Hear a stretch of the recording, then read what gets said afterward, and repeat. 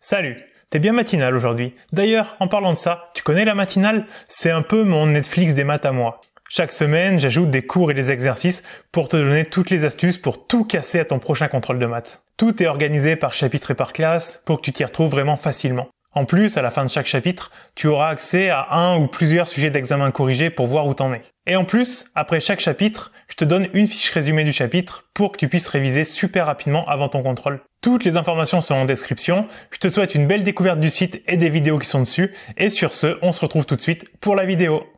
Bonjour et bienvenue dans cet exercice sur les limites de fonctions. Ici, on va prendre un graphique d'une fonction. On voit que la fonction n'est pas continue. La fonction, c'est celle qui est représentée en orange ici. On voit qu'elle est en 3 morceaux. Ce qu'on va essayer de faire, c'est déterminer les différentes limites de la fonction. Alors, on peut faire d'abord la limite en moins l'infini. Donc la limite, on va l'appeler f notre fonction, limite de f en moins l'infini.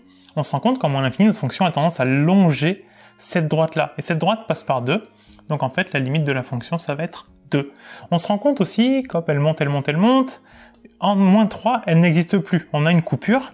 Et on se rend compte qu'avant le moins 3, notre fonction est tout en haut. Donc en fait, on va voir que la limite de f en moins 3, moins pour dire juste avant le moins 3, c'est plus l'infini parce qu'elle est tout en haut. Et puis en moins 3 plus, c'est-à-dire juste après le moins 3, elle est tout en bas. Donc la limite de f en moins 3 plus, c'est moins l'infini, elle est tout en bas. On se rend compte qu'après elle est continue, jusqu'à ici, 4. Et en 4, notre fonction avant le 4, elle est tout en bas. Donc on va voir la limite de la fonction en 4 moins, juste avant le 4, qui vaut moins l'infini puisqu'elle est tout en bas. Et puis après le 4, elle repart de tout en haut. Donc on va voir que la limite de la fonction en 4 plus, c'est plus l'infini, elle repart de tout en haut.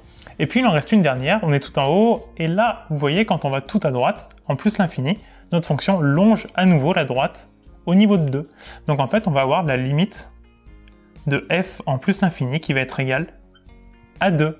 Et à partir de ça, on va être capable de donner les asymptotes en fait. On en repère 3, alors elles sont dessinées, en plus ça nous aide bien, mais on se rend compte déjà qu'en moins l'infini et plus l'infini, notre fonction longe cette droite-là. Donc en fait, cette droite-là, c'est une asymptote horizontale. Donc on a une asymptote horizontale d'équation y égale 2. Et on se rend compte aussi qu'on a deux asymptotes verticales, ici et ici, donc une à moins 3 et une à 4. Donc on a une asymptote verticale, la première d'équation x égale moins 3 et la seconde d'équation x égale 4. Donc bien faire attention, quand l'asymptote est horizontale, déjà c'est uniquement à plus l'infini ou moins l'infini, pas ailleurs.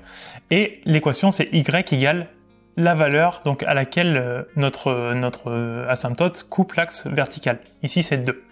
Quand on a une asymptote verticale, c'est uniquement sur une valeur finie, donc par exemple moins 3 et 4, et l'équation c'est x égale la valeur finie.